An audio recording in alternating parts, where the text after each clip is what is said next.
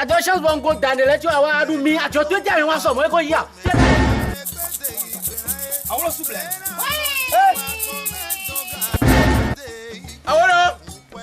àwọn ọ̀rọ̀ káàró.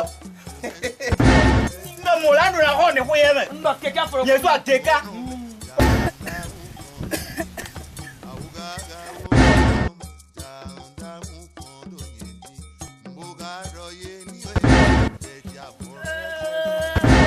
Asia, nàbí akwa kàmẹ́ mi Asia, kwa. ma.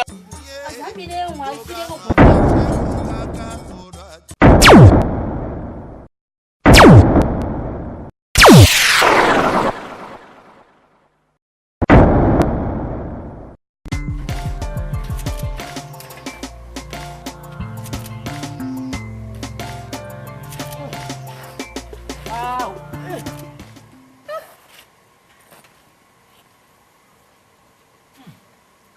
Daddy, it's a cockroach buffing below.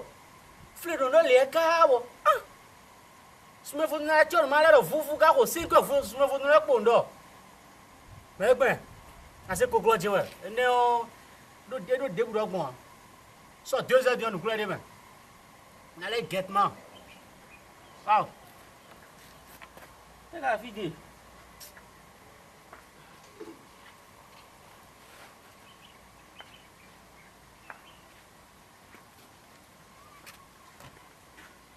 Fún ẹrù pò wẹ́ à lọ́dọ̀ àwọn bọ́ santé à.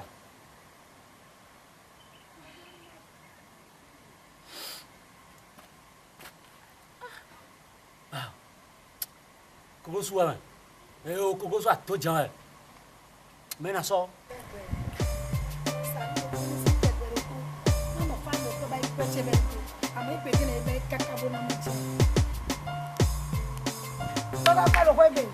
Oui. Bonjour, Fanoto. Ah. Ils font bon. Bonjour. Ils font gantia. Madame Dié. On va faire ça, ton mommy. Ah bon? Aïe, pourquoi pas de quoi? Il a dit, Manoboa. Santoni Yesu de mi ba mi gbone Yesu momi. O asumi don se mi ba mi do complet bi. Mi asoro no kon mi de mi no go complet dia mi me. Mi no blito kekeji. Ta ba asumi de wan mi me. Fanoto. Ba iku papo bade ko. Akol mu ya. Ba we ndi oni. Ba na tele ndombo ba bo to eni do mi dia. Mi de mi do asimo da chona e. Mi ko si ko ya ton die. Bo mi de ko mi pe vi eni mo na se panu million. E golo jewe Fanoto. Ma ndo ta gba ba ya so. Mi tempo. Naira ajayi. Naira ajayi dam de npa ti na fi o. E bla mi o ganji. Di naira ga jaya mi no po. E wa so mo pata te ma ho ti na so naira ajayi bon. Le mi upload yo. Bon, ce qu'on va faire. Bon, on est qu'à coûter au Bénin, bon, on a job le gré de mon chef, donc la robe d'attien. Donc on a déposé 2021. Et bien laissez président. Et bien laissez présidentiel on a soir on campagne de votre ville. Nous voulons dire que tu as gagné. Nous voulons dire que tu as gagné. A do kan ne ko kaka ba seto egbewe boyi. Ba so le tu ne wala bi ogwede megbon. Bo no adu akole anu suwo e golo we tewe. Nous voulons dire que tu as gagné. Fanoto ide madon we we to ko me biero mi mo afo de chali tanu we afo de chali to kompele we we me to da ko me to bo wuli ko ko so jon me brother iro me la choto e wa nu we amo de po David yan ni da nu edu so sansan te yen pa su che ko de na wa fi na iko ti wa me le ndo nu e po ti le ndo mo nu we ne do to fi ti tro Fanoto e chen ka go do nu we ne nu ba nu fo no se ayi 2021 ara ku si wa so. Nu fo no kono ba Fanoto chowede nga modo ndo yichewe wa ne blende asia blema dia ete tout d'abord quoi de chance din a de chance bon go dane le jo wa adu mi ajo to dia wa so mo ko ya fi kare o ya ajo to dia wa so mo aya jo so mo abro ko to gbode ko to le nwa don play ball wo lo ko go li o kam la do rong tout d'abord yo che vieux yo e ko glo gbe de mo ko ri asa iba so akodo mo ko glo ara si gba mi e yo ko gba gun se mesure gba gun for 3 jours anya run ni ari ko gba gan to wa for san to me te ron du si gba mi ko ya na da mi ati ma pon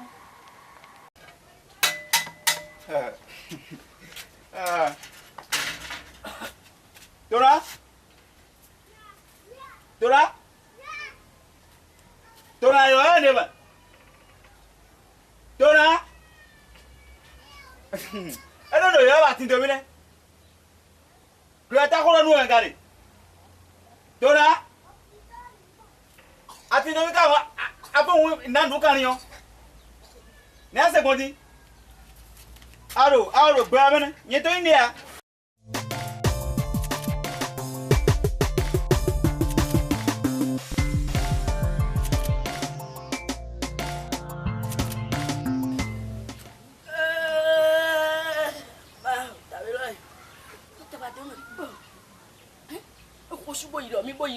mi ka bo ba wu so le dam no je toji lo mu ma ko bi jan la kure geta a kon fi je wo kuri na fi bi na le ada toji waju to gbe ko ba ran meta we ya dame no la block we de o member n pa nu ke abo ma wu ye ga lu tan ko to la ba na ko we ni ayi geta ya gbo an gbo ni bu kwesi ya pro na ko we ni dona bon na le gboje be le klo koi ba na ko we ni do tan ko to do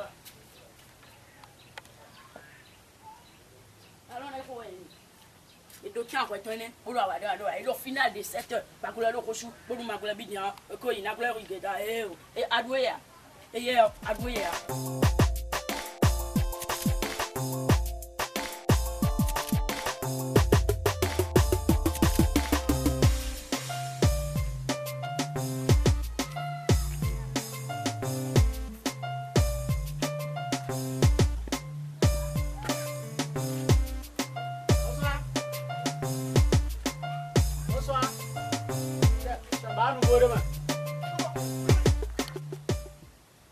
Ma fille, faut revenir.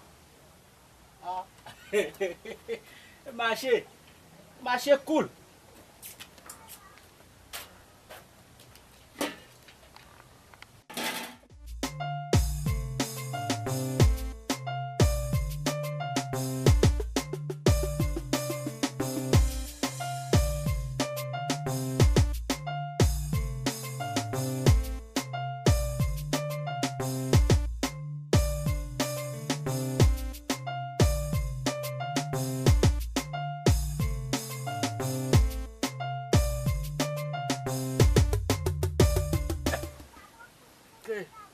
Ça bon? T'as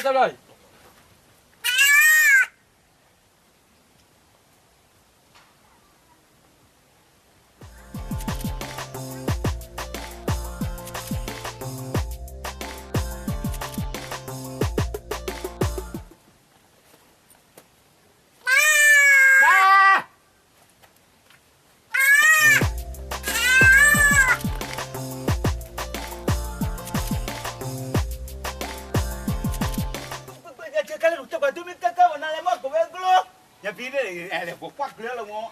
Elle est glo. Akaro fi ro kwebe. Ngo, you put na biziwa.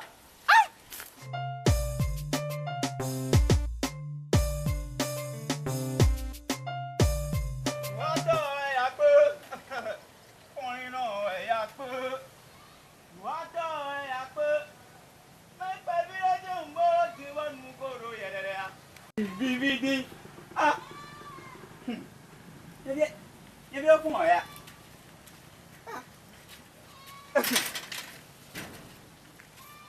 Dora. Ah, mais tu vas me là. What you want? Dora. Ah. Dora là. Yeki. Ko. Ben, à tout à te cuire les ponts. Dora. Il vient quand? Ete nga itosi agbogbo viji lo e ohun academy ko gbe greta o mo fo pe ti asore lo mo ele bole glo oh Jesus hello dion e go re amo e ko no kaga na o o fe wu ga ti do ete na lebo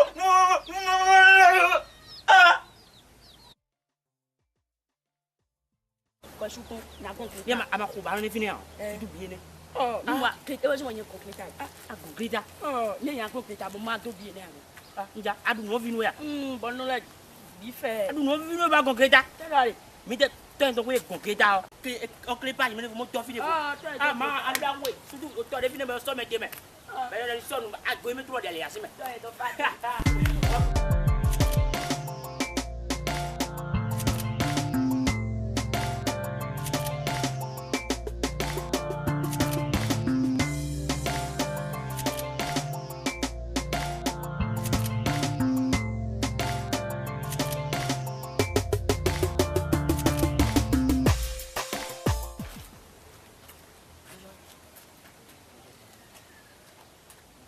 Bonsoir. Toi vieille.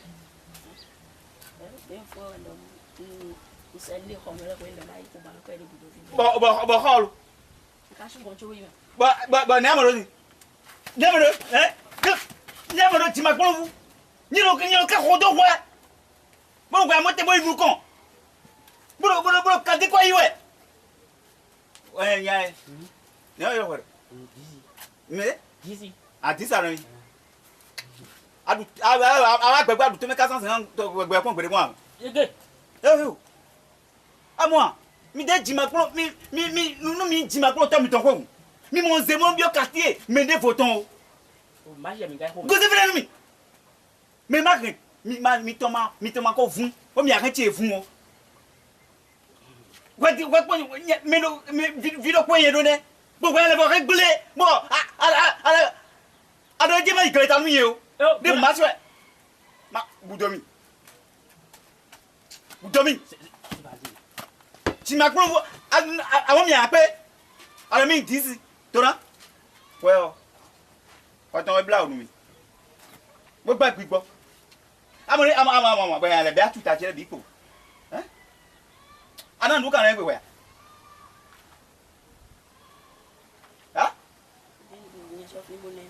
ado na so fun bo ne ya o se nu mo se jon kan ni to yen e lo ko mi ko wa di ati me ti ma kuro amo we njo lo bla nu yen go yo ati e pe no ya do me po la do me nyoni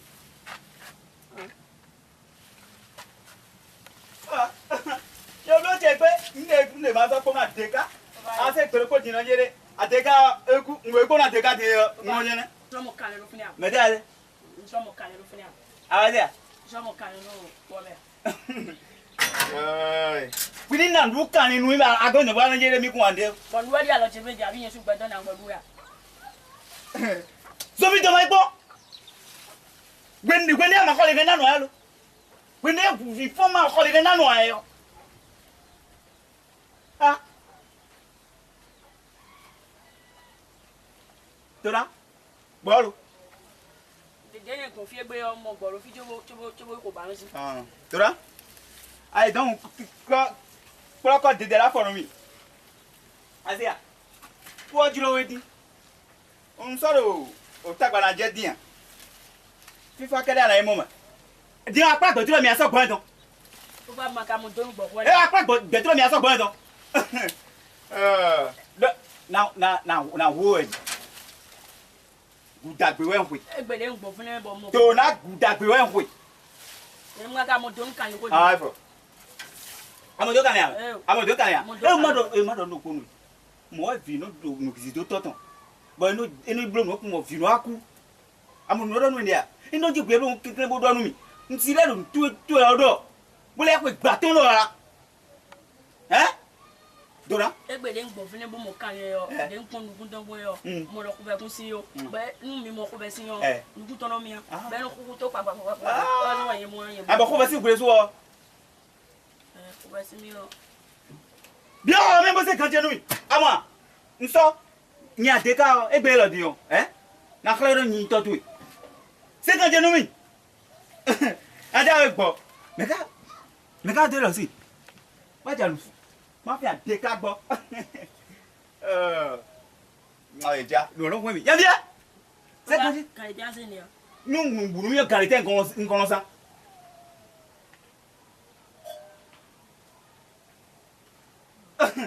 fie ma ro ro fie mi agbon le bi ku yo ara no gudo che nu ndo nku gan bro mi sa gboje sa ti o Ayi mele si gopo aro ya, mi so touch si gbo so nte.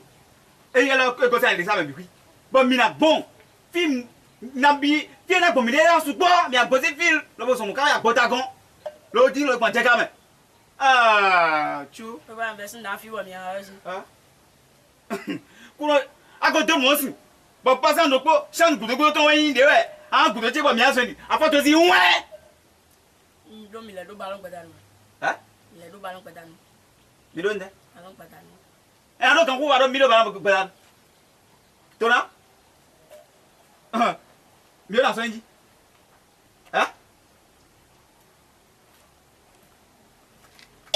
E mama to ble se fi wonu a ble ko na gbanu we.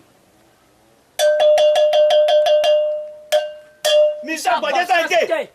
Ẹ sọ tájẹ́ sí gbọ̀nsán ìté bẹ̀. Àṣekú àmàṣekó.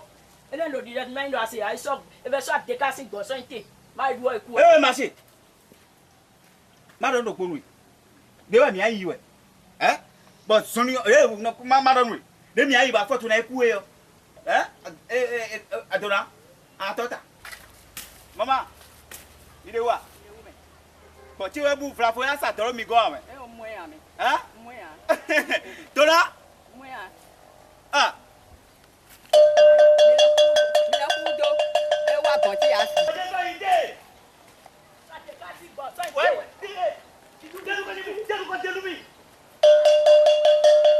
Mi sa gboje so ite. Mi sa gboje so ite. Biru bi ku ame, asi ba si ku ame. Biru bi ku ame, asi ba si ku ame, mi sa gboje so ite. Ìsọ̀kọ̀jẹ́ sọ ìté. Gboje. Déká gbọ́ ìsọ ìté. E no ba te ka gbo ame. Ku ame ru me. Adeka gbo. E no ba te ka gbo ku ame ru me. Mi de mo do. Mi yaje. Mi no wa de ti na. Mi no wa. Sana, za mi de fo di wa ti ji do ko me. E se adeka gbo inte me. David am gbo sa fi ya. Aha. Lo ba ho a. Ese guy was say so mo. E o wa mo pon tibu ni wa fi de fo sa de guy me mo ko ra ti to ko. Si don te ka wa de. Ko to gbe mi wa. Mi ga me po hun ko fo. Mi me ko fo si wo. Eh, Ataji. Dede. Ataji. Dairo nso do ado adi wa. Je do ni forum.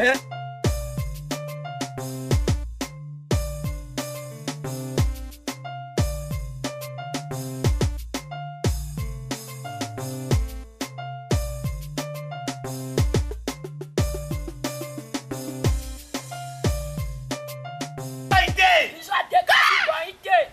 Mi eja du ko te ka gbo mi na ruwa. Ìlú ọ̀fi kú wẹ̀. Gboje ko ra ene me. Biru bi ku ame ya ti ba si ko ina ikun ja lo re ne abe. Ẹrú ẹ̀. Mi no dira bo no je mi ma. Àdéká sí gbọ̀n ìsọ ìté. Gbodo we ko dira. Bukula bi tra we nu bi o ti bukula do si me. E do ne me. Ba je aje wonu gan. Nje gbonu gan ya me. Ku ta gbe ko ngbe me. E ale mo de o gbe wo. Adeka gbo a. Mi de mo do gbo. Mi so mi dai hun. Ne bi se bo abeza mi go fi le agwa wi ku. Non, tu es toujours misérable à battre. Ah, vous touchez, nous sommes dominés de filles. Nous sommes dominés de filles. Quand tu es massage, tu fais ton bout d'entier. Nous pouvons pas. Quoi? Nous y allons nous. Alors, mais tout le monde, toi, tu as nous, tu as quoi? Hein? Quoi, vous gagnez, toto? Oh. Mi tó zangbe ole nanu dia we jele ma di agbambaraji mbara no ri ebe baba tu vas laisser sans trace et c'est pas mal les restes je vais gérer et non hein adofio je m'entends si vous n'avez pas une sorte de vous verrez dire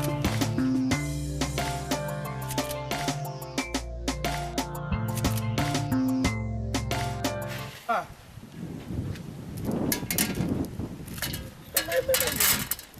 Inde abe. Si kwe, pa je crucifix. So cambio. Caso me digo. Si vous pouvez négocier en ligne, 2 semaines négocier en ligne, toi tu hein?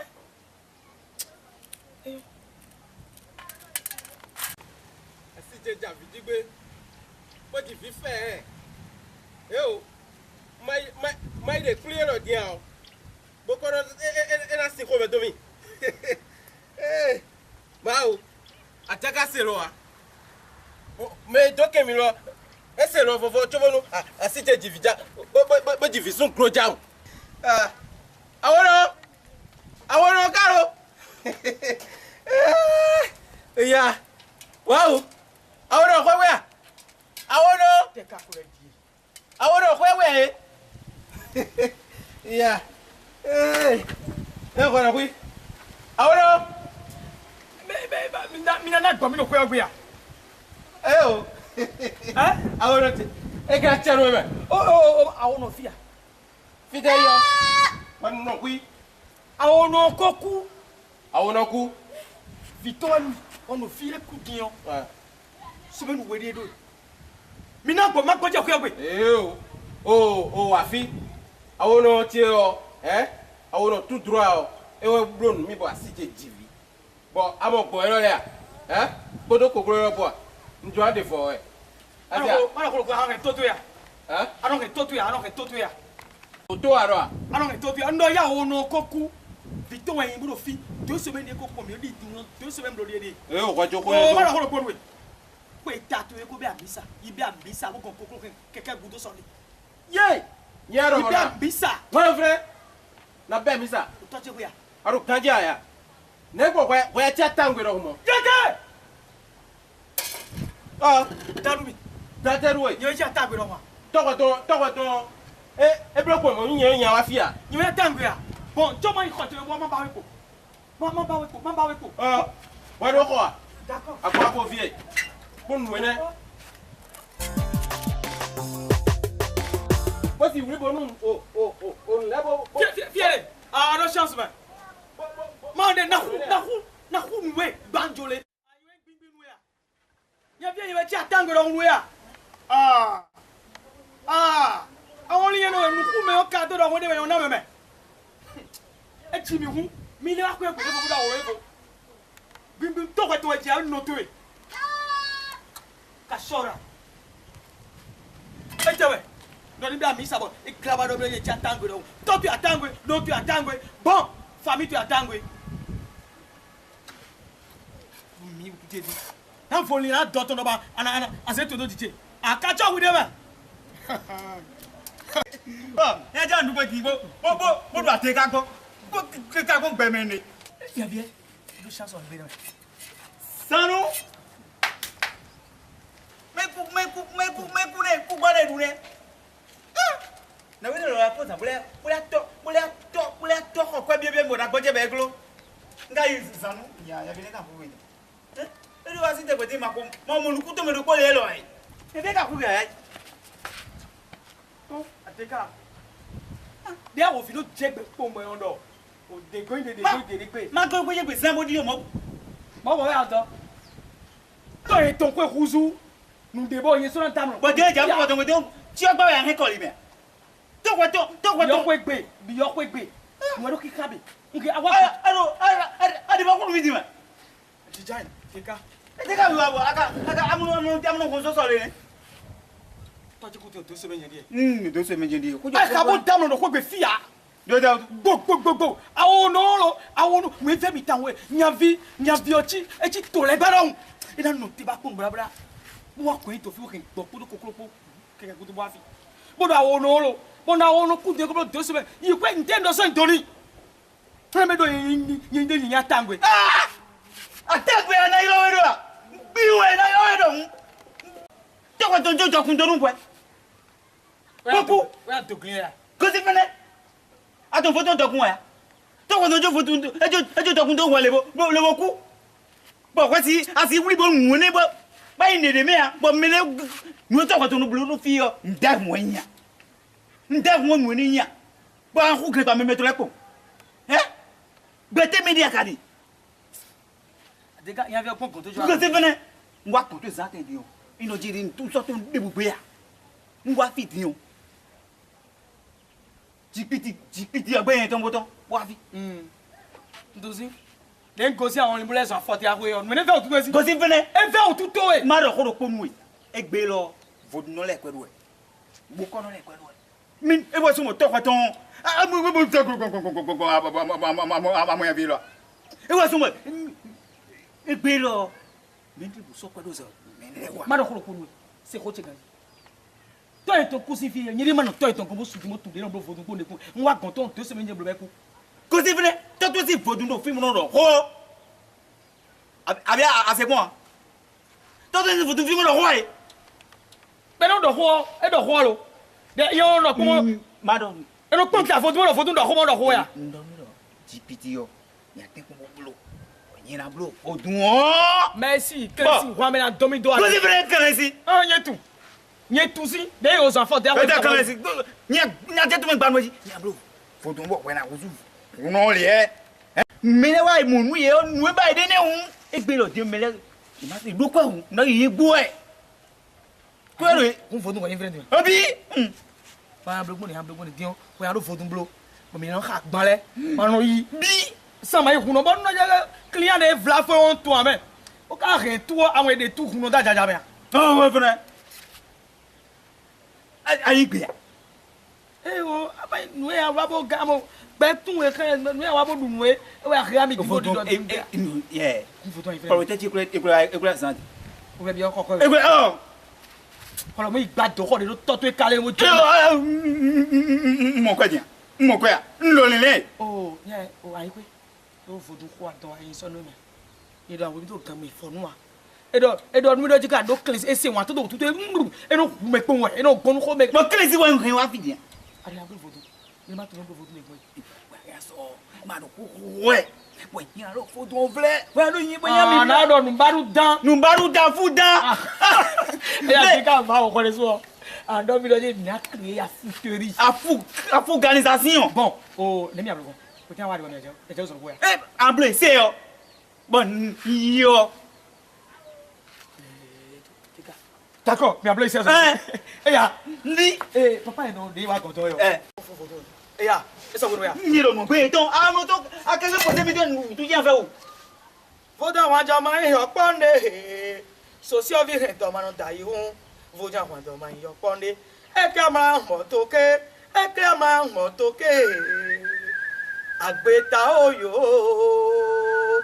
agbeta oyo voda wa jama e to ponde e do pe ma we to re je voda wa jama e yo ponde awolo sublero awolo sublero ye kuno to e lo we adega ho e gbere adonu le u dele ado attentation de be na bo adega dano tia e so fodo mo me fodo fu male wu bla le gbe be ye kule seme na bio me kuno enyin do me ai ka se kono diwe no mo zapiti ngora no ra ho ende di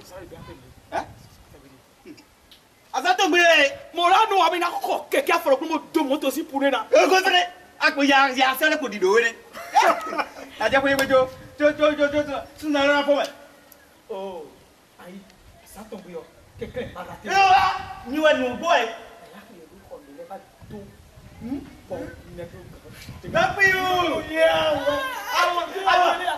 awa you know what ma woni yo alina yo abe ya bien wa ko jokuna ko joko bayin to mo jogbo bo to we ne to be bi ri zan se di do zan to gbere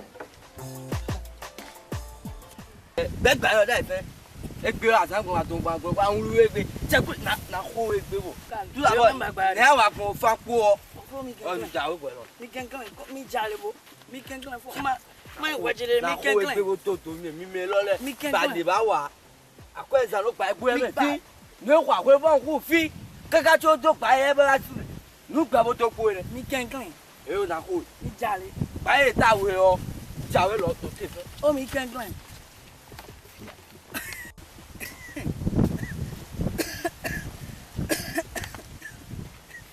na kó egbe na kó bọ̀ sẹ́gbẹ́ ete eku ngoko ya nte masasi masi ete meton tout d'abord campé ba na ba bo ko ya no pa tu me to tu no nuwa e bo ya ji nuwa me de baba yi nuwa bo ba go yin ji alo mi de glen ko pe na to duro sa ko na ja wewe ta tu na te di na de ta wewe ya na bro ko bi o ni o me we do mi no bi close aka lo o to isi ya ko lo to gba je ba la lo a u ya nu e gbe lo mo ka le gbo to na ni lo mo ka greje lo mo ko me pe to so ale alo bo ni alo lo ra fo alo je gbe ko ja no na ko bo to do mi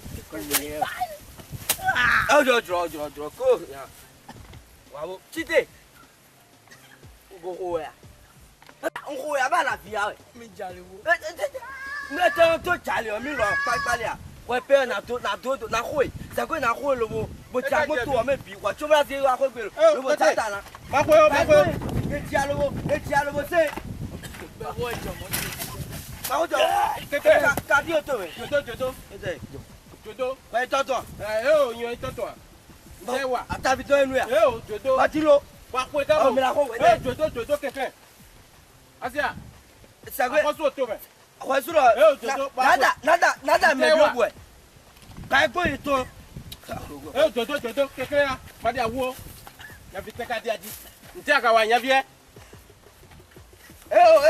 o keke eso pe keke jodo akwa yan e tiaka wa jodo Africa ko bi we ya lo sa no kire me lo to pa e lo na ji alo enyi na mo le me lo be ke ba e to mo lo di tregbe keke jodo ya de lo sa be nte cha hu we na ma hu yo ma keke keke ngbenu o se ka ete mi de wa fi ngbenu o se ete mi o ku gbenja ma lo bo ko su go e ba ete lo mi gboro fi we na ko na chenwe era chen le ka ko be te to do mo a o so tevu akuza ko ko le bi bra ba lo lo bo ati ko jo je lo le chen me kuzo era chenwe ya fi te to ka nu to si ka ba gbojo kan bi e mo ko se mi kan ga yan ga ba bi gbele yan fi o ja wa fi do tele amofie yan fi ete kwa to si le gba se wa furu mi e kwa se furu na ko lo bo ja ba de o ngbon le bo gba e kwa mo si mo fe o bondo ma ba fo don jonu ko binje o moro ezin e on ba o noche bo ni sunda zagara bo ba che on go pe wa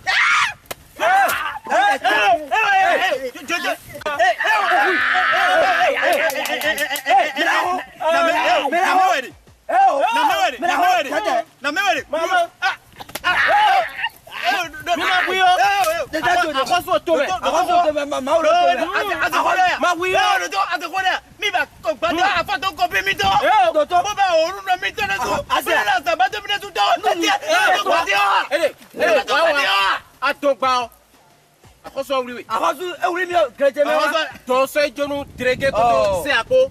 Merci. Nous to so drege o. Bo mi je drege gun le o. Bo drege o ko gba je na ko si ko me. Bo greje me. Manu. Lu gba je ko me greje me o. Manu e ku je me o. Na me o ye. Manu e ku je me o. Ye iwe pe ni me yan viola. Ele wa. Eyin aregbe bo se todo akoso o. Ti ma ko. Aregbe bo se do akoso o. Akoso le to. Asia. Keke.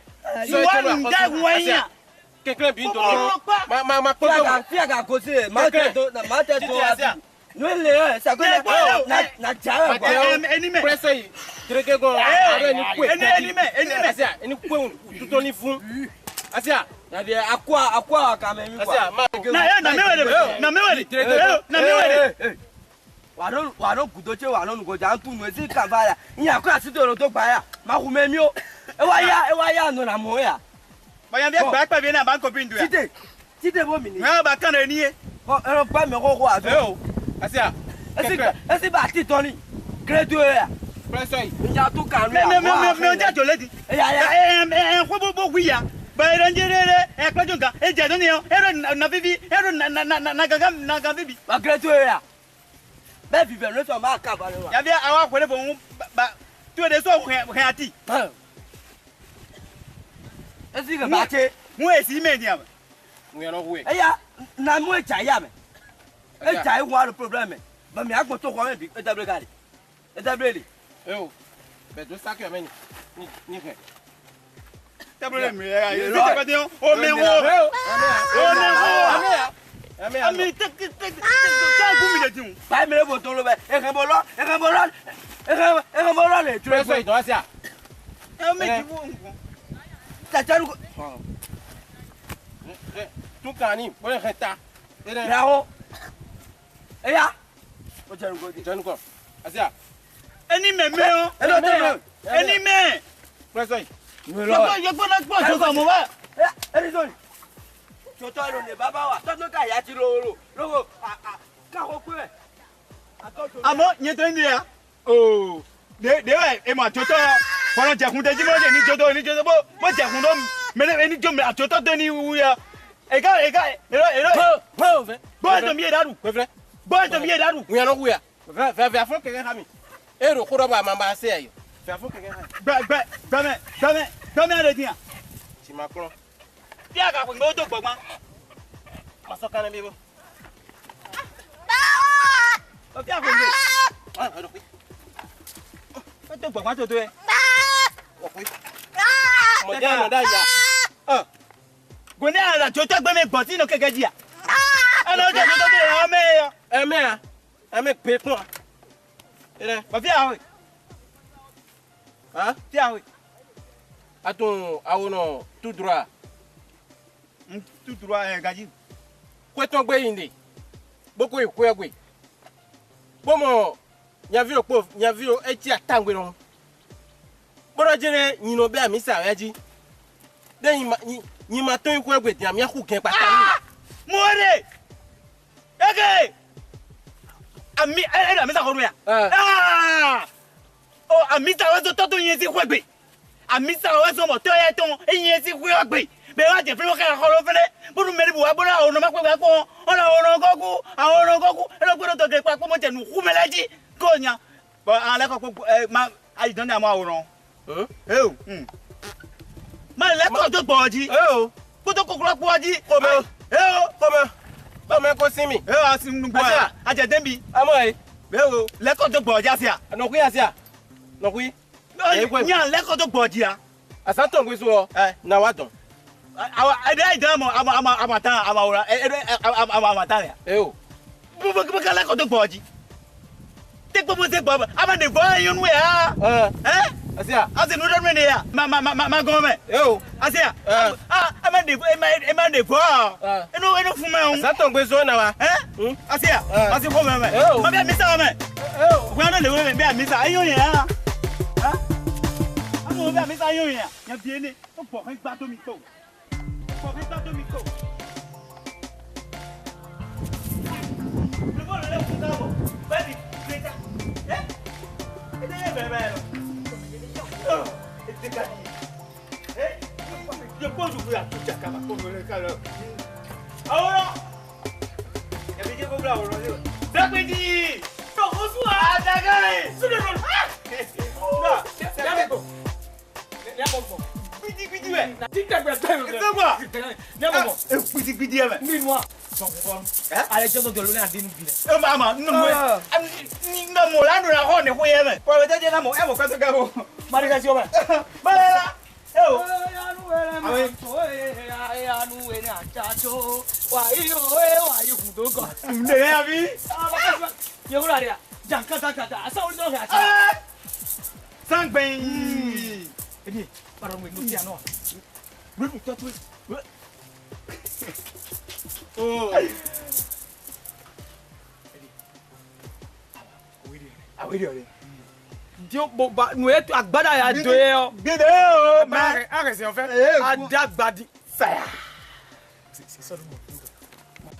E ya me ya vie. Sakwiti ndo Yesu san ro ase njiba. Sagin.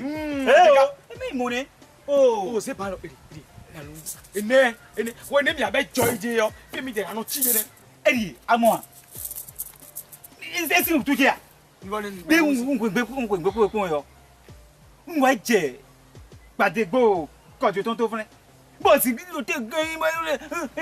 Ti ka re. E te ka lo jije. Be ko ina je gati ko wuri nya bi ro ko bo. E ko gbade. Bodo yi mi ba afatonu ko bi mi tan. Boba o nu no mi ton. Bo la samba de midi sou ton. Yeke. Mo ibo. Isso ti kan iju gidi. Anu egbe kwa ni bo kan ko do yen wo. Ah. Bo ya to. Atunwa. Le wa mo gbo. Wa mo mi yan de bo. E black gbo to kokoro po le bo. Ye no ku mu be ko ne. Ah. Ko da jiri di ka we na wa. Ala ko ngo wa. Mo ya to po yo. Ere mi mo oro. Mi do po yo. Me nya no amo ko mi ta don. Amo tan le ya. Bere o, de me roje mi akunu bora meni o paso ani. Mo amisa ko re ka to yin si ku pe. Be wa ke akoro fene. Àwọn no temu ko tin ko pe won. Ere la won ko ku mi be amisa. Ere mi ara san ton. Ba ndan ko ata ko ka bono o. Ama sa ba ku. Ma be amisa do bero o. De ya bia tangwe ro mo o gbi won ni o. Malherin. Oui, mi o do da ile yo. Ma ya lo zuzumi ka. Merci mi o. Ma ti mi na bo e. Oh. Adun pe dia. Yen don do de fi ame ko sun ko don. Gbidi e. Ado gandia. Gbogbo wa teka. Sun ke wenu. Okay. Yaw. Ye kuno li choron tiyo ba kan. Oui.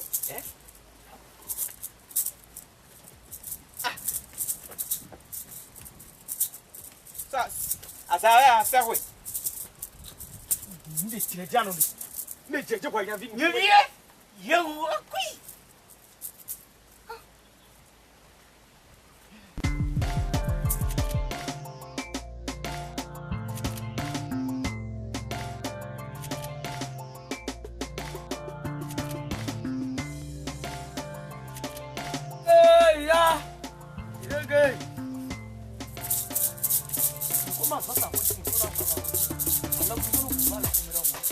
Ahora subleno. Ahora subleno. Fondant profond. La dans la fond.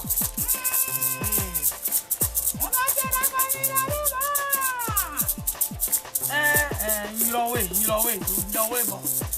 Mo yilowe. Amakotua. Mpo zinza le no ka fi fon bio. Ka poche bio. No ka fi fon bio. Aba si presse.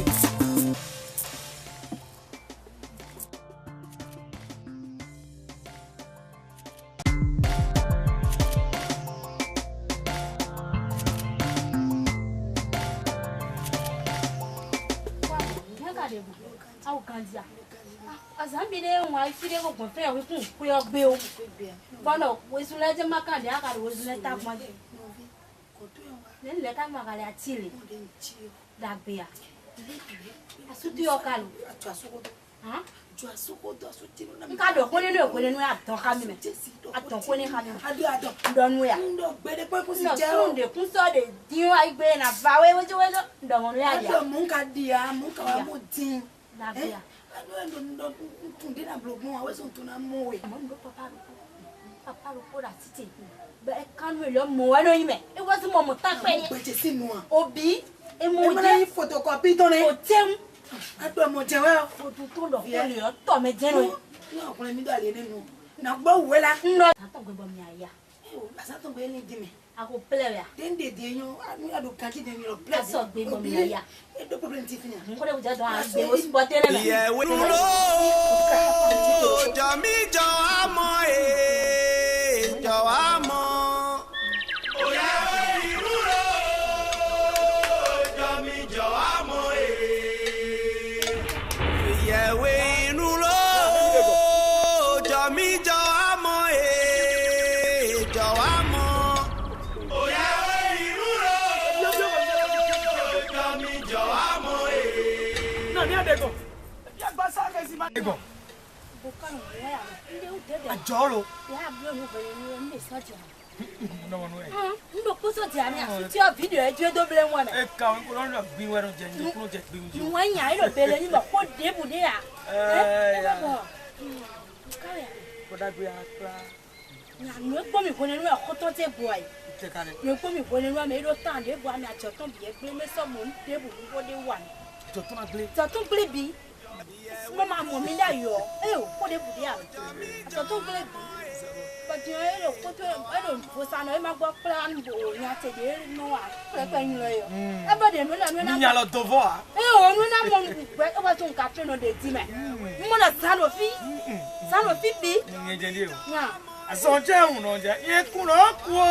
Aso je un. E na ku va o. Oh, video no gbe. E ko le do firi ya. Oh, na. Ga ko je bi awa fi yo.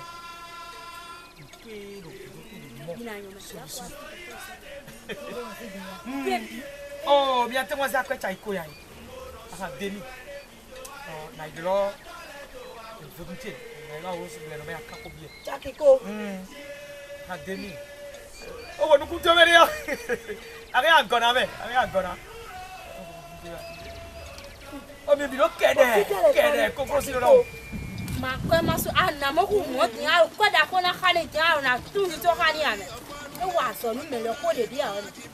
Ko di ni je wa so nu me ko e. Kan bro da ko. Adoro wo ya. E bro ni e mo e ba ni mo. Abi kasi o me na. Oh, me ko na sa ko ji. E ali ko sta ta fu eso. E so gbere ba. Ai. Mo bo wa mo kegbeje. Nzuku no yo me. Kegbeje. Ndo mo ko mra bo ko ron ko le. O bu ko ron e wa. O me ko ron blo mi bro ko mra e gbe. Ayo. Mo da wan jo ma e opande. Mo so si obi he so ma no chai hu. Bo do so ma jo opande. E ke mra ya mo toke. E ke mra ya mo toke. Agbeta oyo. Agbeta oyo. Bo da mo so ma jo opande. O ko me bo to aliba. E jo bu do ma bo yin fodo li sa ko me gba. E do nu ne bi je agbára tán. Àwọn lo suble no.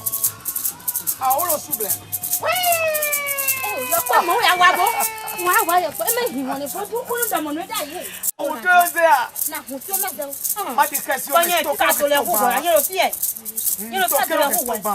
To ma hu yo. Azaro no to keta, to ko no me to ba. A se di. Àwọn lo suble no.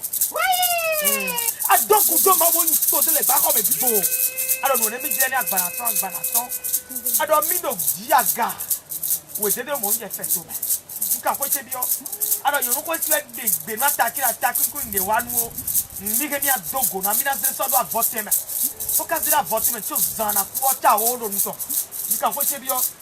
Oh, àwọn su bleno. Araja! Wey, no fi wait. I don't just me no entero ke no me de gbe me mo lo. Chance you ado. O me bi o si e. Man yo. E ke amra yo mo to ke. Nka ko che bi o. Àwọn su bleno.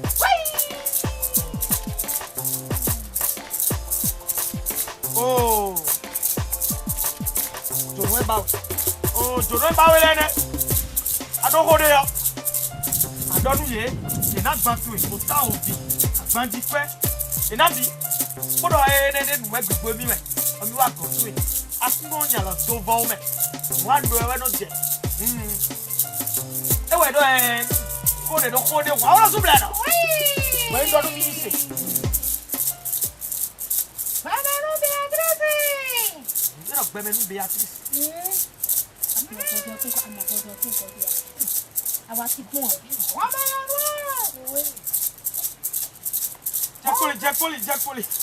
Jacoli, mo pa nkan fodo. Ilo. Àwọn su bla no. Nkan ko che bi o. Abawa. Akora ko che ku se di ko wiwa. Asa bora fodo le ya. Awo to ahun to mo si se ya. Manu ka ti na di we. Oja ma la ko se gbogbo. Agbeta oyo. Boza majo ma yo ko. Oh, Beatrice.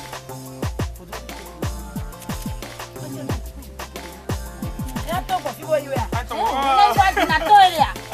Ko ko kon de lo aji ko pa mu to lo de je we. Comment nous y est dans Wetebe. Maman, On a tout confié. Maman va s'y penser. Jobi jo, amun wegbe. Asia. Amana ngomi gbere ya o. Ana tun we. Wetebe. Ela yo na to di to we Ká ba. sọ fún ali o. Sokun we. Meta oyo.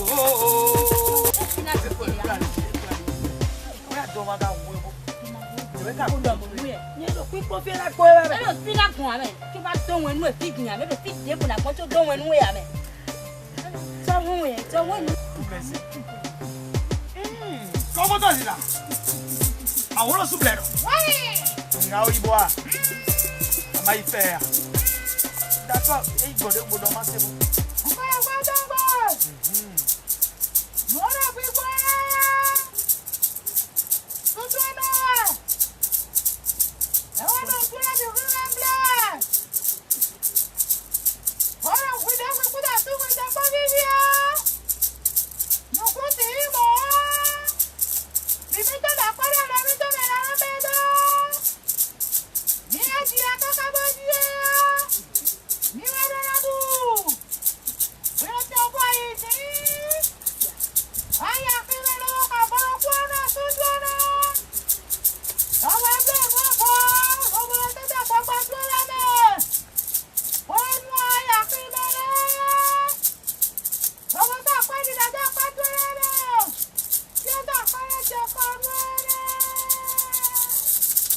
Ase wo foto lo.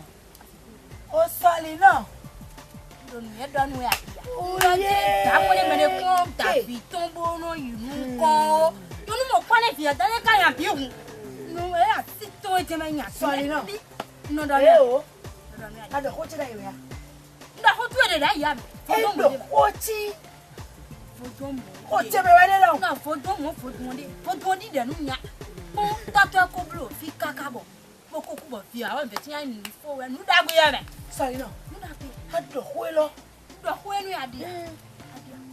Asute no. O don we den. Ka do ko Ko ye ya me. ti gba. Tande ya. Ko ti gba de bu Ya a. do pra pa wo. Mo ti o. E fe u de bu a. E do ne de we ya. E do jire ko ase ho ya do na su to no ase ase ho je pa. E ja pa wo si da. Ko tu le mi. Nse mo. Mo kwa foru po ani. E do kwa foru po ani. Ko aforo ko asute no mo. Wa so pe nenu to we. Gangan we lo yi bo lo je ko don. Eru pon ku mi to me de kamedi. Be po don po mo je ko ro kicha kicha. Be ko ya so gangan mo don kuku. O do ni do. We mi le yo. E fun ko je o khewe dia. Asani kale je ya. Mo don lo asari ba mo gangan kuku bo no so wo do. Ah. Binde le ku gan ko fe no. Ako ku gan we le bi. Dia wa fi yo. We am. Awon su ble do. Oh. Take a moment at the front and we'll go. Don't fall for the jolly.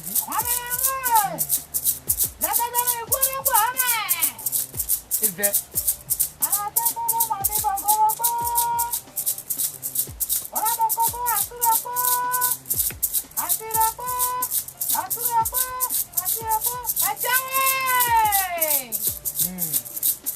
I don't want to say, I don't want to say, they are these are the ones here.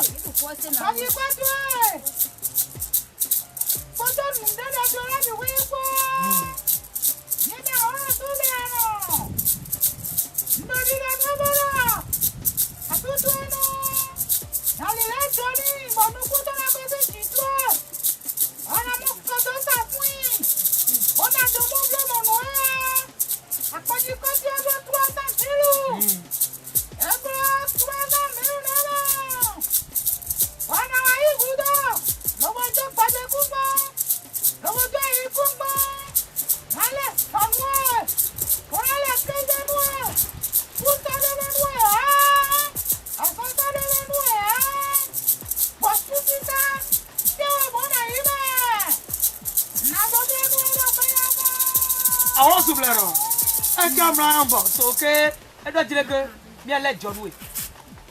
Mi lile. Bi. Mi ka problem le mi amo mi vokaruko. Kese ngbi oruko. Mi na mo kokuru ajaruko. Su ajaruko asi ajaruko. Mi na mo apaji pe 300,000. Mais on doit nous. Il doit nous bon nous surtout no le pour vous OK. Ah, agbono ya jelo. Ya wo yolo di aba.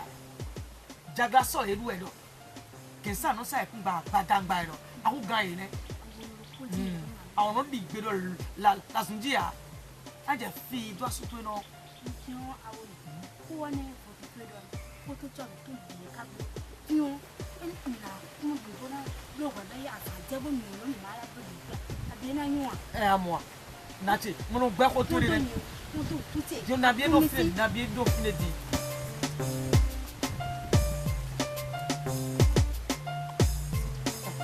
Senwe ye no. Oh, mo sport. No be du ku come. Eh, ya. Oh, awolo sublero. Awolo sublero. Ena mtu ya dole bi, e ja peju ya cham bo ko wa sa ton gbe yo. E bi adra ni azare yo be yo nwe ya. Awolo sublero.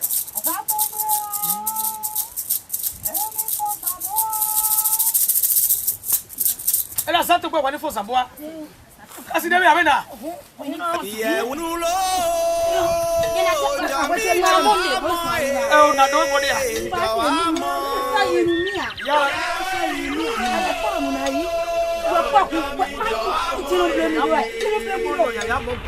Yewe inulo. Jami jamo jawamo. Ye gaji. Na do wo me. Kasi de ya. Soy va de mi joa. Lego un change no leti kayale ya do nu e mandine no bonda de crazy ho we ya crazy ko te o crazy bere Soledie oya iruro ya yewe iruro jami jamo Jaito. Aworo tout droit. mais tagarie ya watia Ko do akure bi aworo. ya magasi Koi. bonka wa ko te de menka joku ko no dona Nya. Ko fi. ya de boya Nya. ka ko bi o Ko da gbe. ka Ko bi o me. ya de go Ka ko bi asato. ko je Nya aworo. Oyo ko to gble. Ko to gble pon. mas o Bete pere on wa fi. Bomo ya vi ro ko ro fi. Bo ya vi oro. Ero je yin ni ba mi sa. Ma bodo. O to ye to wa nu yen bo asi e to jivi. Amo kokoro ko do nu e kokoro de mi do bo enu yo. Lele. Bon ziafi. Bon ya vi ro mi ku je pata mi. ya bi ni o gbe che meje ebi o ha ya mo ya ko ni fi pomo ye ama ba gbe ble npo won mere wa ko gbodo yiri bi amisa bodo nko jodo ko ye ko ngodo ni plier O ga gba to le awo. tu ye Wa. To e wi ka. Ya. Awo no tout droit. directement monsieur la ko de monsieur la bi no ya ko ero E o gbere pon. E te nu ero nu. Ba bro de asia. Aworo ma si no te nu e. do tu e do asota Wa ro ya. e o bi me no zomo aworo te aworo tu o me o Ni so yin. Asia. to me le gbo ka di me E wa. to ga to Wewe ero ko se. Ah frère. Ase kokoro ro e. Nya. violo ne ka de gbe Ero kele aworo. yo nu olo Ero kele. nde na dia me o mako do mo mi do fe we ande ya Oro kui. Ere. ya ko de yo tu ayo na hu do ku do ba je so ko to e me ba mi na je na na sa afo za fa anda che ku ko da na hu ta wala ta Su gbe gbe. chapata ku ba che ko so ate itache Ate itache. ado mo pe ana jire ko we ko mo ko we wuro ko no na di o o je o gan ya ko jije awon ku ku jali ba won ba mi na da for ko ni a da for mi ado mo kuto ado segbo sa yin di segbo sa na bo to fi to si jan le wi me for me ya ta bo bo dina jenwe abi dina jeff jinwe apenja penju I don't venu beto ha oblo ko su ke mo ete e me yu kwen yan o no me o me si mi o no me gbon ta nu ele bi an leko abi asiflepo no de koko yo nu a ele so ame abu mi leko do ele ni o ajan ko bi mano ya ko te ya uje mo ru gegede lo re ya ajanwe tudo o agba ya bro de apaji ko e onu ne de mana kwero ge lo su ge ge makaru ya o awuro ato peto ben pe yin bo makaru le ya o hello na enu sina wewe e ti si reserve bro ai oh no reserve o na bro oh fe mo po mo yo fo dije le ya so le bo wa ni be ko ni mo fi no kan ba si kan ko joy for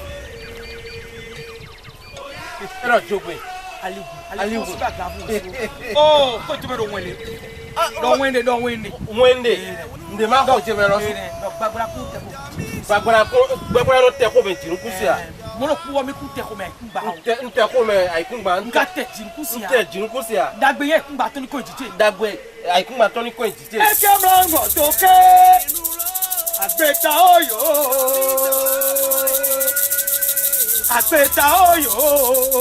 mo da wa jo ma yo ko o ka mo do siza adogun to ma bo yin to le sa ko me gba mo ro nu ne mi je na agbára ton àwọn lo su blero ara wero bi no di ya to e ya da drana fi asi toro ko ala de nji de le wu ya ko ye bo wa ka e so bi so jo o mi blo yo be do apanu yo e wa pa ni gbegbe àwọn su blero edema e gbo to e ado e ke ko to asuro pasi ro ko agban di kwetu e ba kai nu ne gbogbo du me ko fe mo le ji abo bi no ganji ni ji je ni mo akwa ehun ali ni mo mi fo fe a wey yeah oh ya ko jo ganji ami sa e kan le bo ma sa o oku awun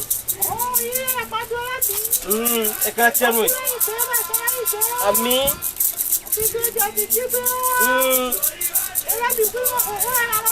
ya kan chenu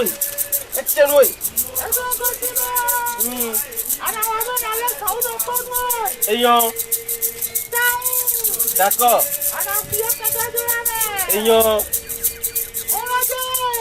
àwọn su blero ay na che nya e joro no konti o ma be ya do meji me joro no konti o ma be ya do meji asori wa ga we àwọn su blero ko yu oyo oye ama gandia no gandia Jami jo amo yewe inuro bona ole fa kezi ale alja legbe zanu ando je ka che kun bora ma ni ka kata tawo se bono ya kutu e ganji ache ni wa jije ache nvero ache ni wa jiji po evo oyo oh eyo na no te dia na biagwe asia oyo o fe de o ara ko na mi aje we fe o gbadun re na ka ro e ma nya o no ku ka so mi o aworo ya agora inulo jami jo amo jo amo asia aba ko ba li ayo ba jami jo amo yewe inulo jami jo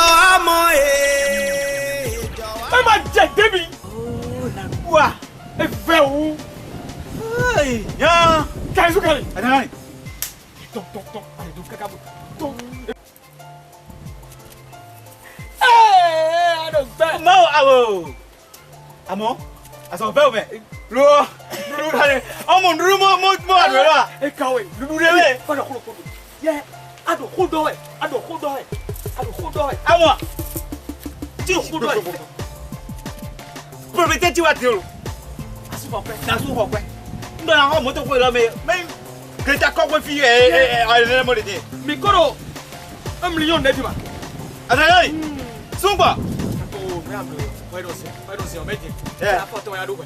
Oh, Leon. No, ro cha foto. Se me no ye ku ta nu. Ah, de ko bo da yo ko bo. E mama ka ta ton we. Ta ko alu me ja foto wa. Yo. Amo. De bo na bo no le magbon le aba. Ah. Atuwa wo. De bo le magbon le aba. Ateka. Sumba. Ye to ye ni. Atuwa. Ame mi wa nu lo. Oh. Mi ba we ro nu lo ba. Oh. Yo ya kholo po. Met ko klo into ya, sulo point to aspo. Bo po asi o point e, wo ehun no wa. Ah! E ja uri me me ma. E tu ho wa. De mo de ko ka kan pa se bo me le nya we yo. Nu ye ma do ati agbo wa mu ko le tele. De, ma do bo ki jage ma saso. Nu ye ma do ati agbo wa mu ko lo. Ko jo ko wa. E Ma do kholo. Ani nu mi yo. Enyu ha. Problem na wa nu we. No de no. Me ka ko se gbese ni.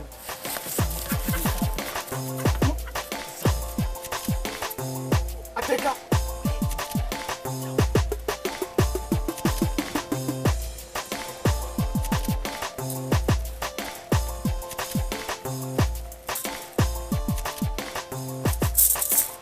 Adiós, mi llama, ahora, me llegaría. Koro tó me va ahí. Ahora, Ya pasamos. Ni adeko. ka fue ton bien mais. Ka pe fo. Ka fue bien bien ouais. Lo bẹ̀rẹ̀ láti tó. Sans attends. Comme le bien mais. Ni adeko. Quand tu mets ahora, Sọ kan wo se bi o. oh tant je ouais. Lo me lo ko no wa yi ko me denu yo. Eh oh, Sọ kan bi o deko. tant mais ahora. Ya mi jiloko. Ahora, ndo jije ouais. Ndo jije be se ku no bon fi se ahora. Adani wa gbo mi. Nu we lu wa mi e. Mo to wa o. Na do teru e. Gbo mi.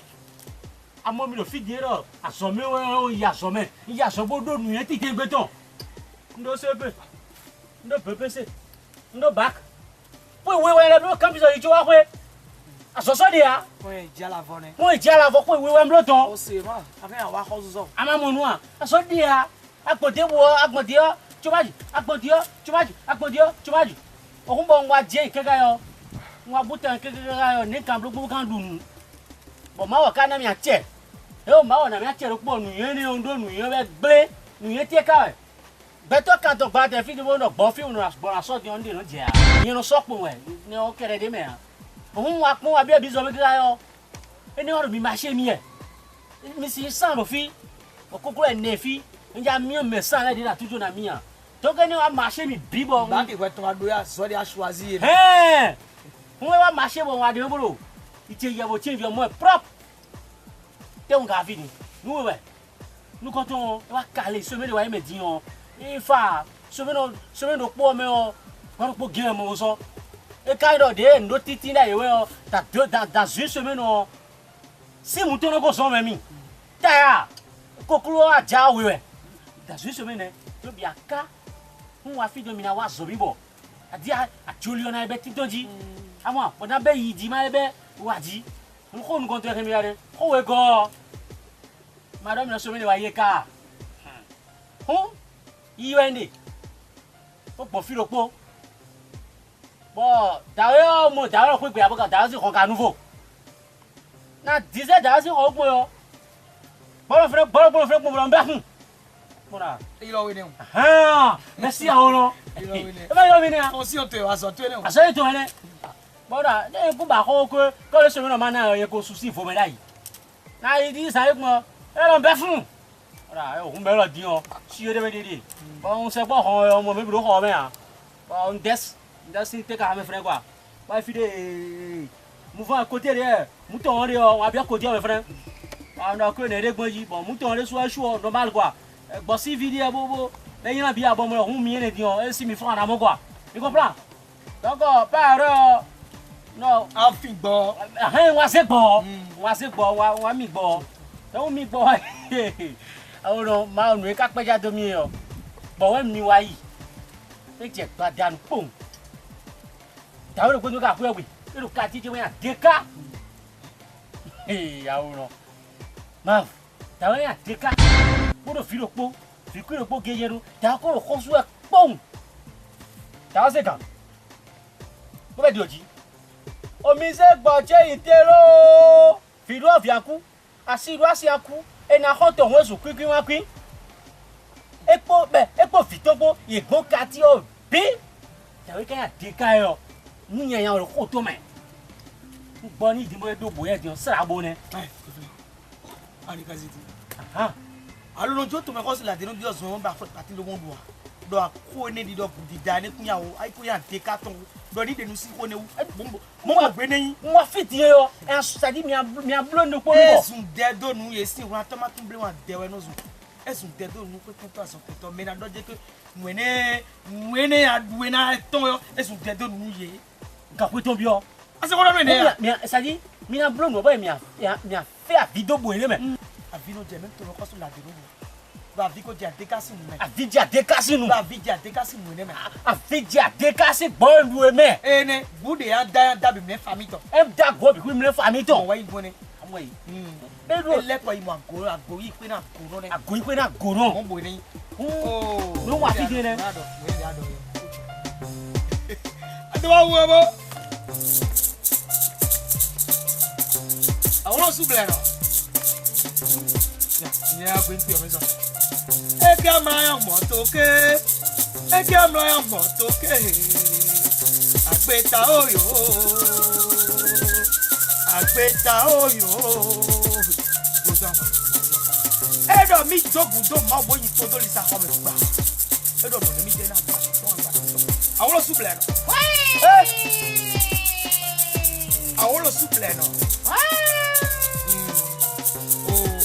Agora de dia de me de.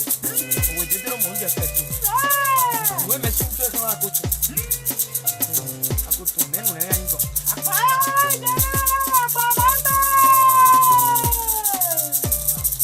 Àwọn lo su ble. Kabi agbanto e ma odo bo yi agboro nu bi mo ya iro we yo. O se ma lo ile kwa pa ni mi ti ra. Atuka no pe bi an pa. Oh, bodu ya ko ro de ke. Boy, pero muito when he left the finish per minutes. No didi we ba deka gbo esi no kan me o. E don ga fun. Bo mo hun gbo yo mi ni. Bo igo gbo don fi gbo. Un so gbo. E ko le mi le jo gbo ka so po gbe lo a. Go blo move on this when we say do me da che jangare bo che vi ne go bi push ave. Don go wa video. Dia deka lo di yo ka jere ke an dagbo yo. En fe video ko ne me nu wa fi ne a. E we vodo no kwendo mi ni se. Oh, so bla. E re ko do ne ma. Ya chick mo ka de.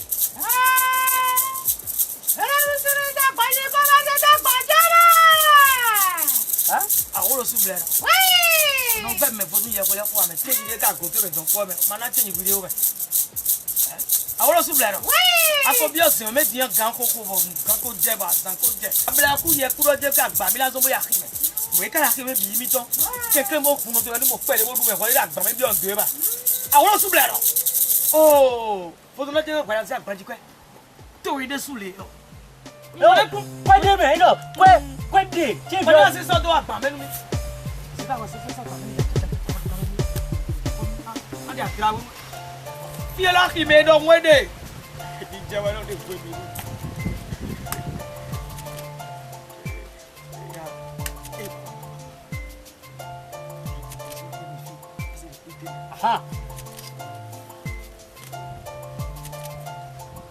Jẹ́bẹ́ yà bí yẹ. Wọ́n ní sẹ́mi tọ́nu mẹ́.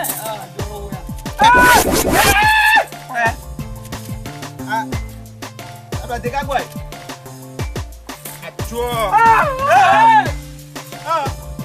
Me bo fiere o. mais pas la gloria. Ah, ajo. Ato donu e. Oh. Bokole bleu bile fieria. Bo.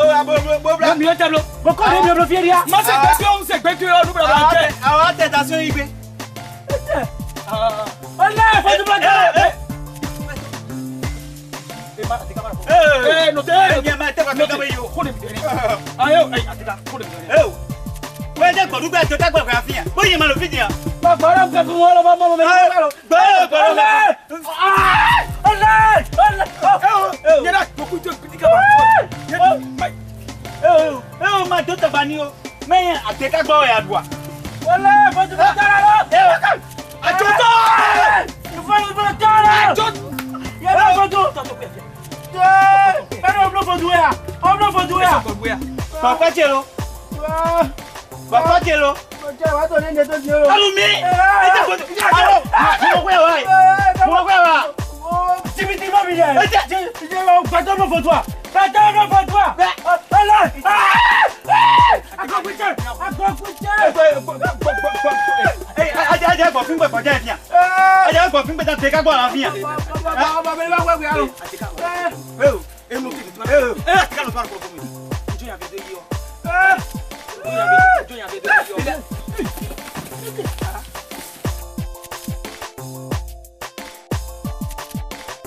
Kúrò mi kábẹ̀ yìí. Ẹ̀dẹ́sọ̀ jẹ́. Kúrò yẹn ìpàdé kábọ̀. Ní kúrò yẹn ìyàdé kábọ̀ ẹ̀dìdùà. Nàwé dè lẹ́sí pé ọ. 300 millions. Oh, ta oro ko yan fi so. Se lo se ma lo. Mo fi ẹ.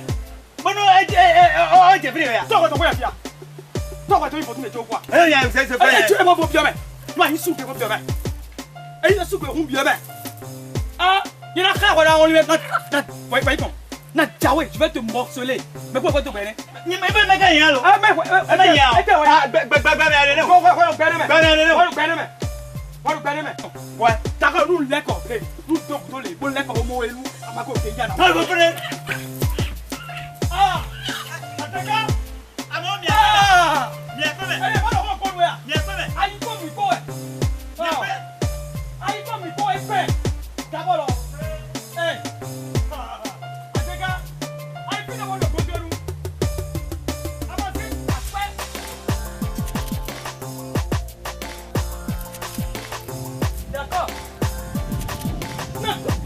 Tu te dois contrôler.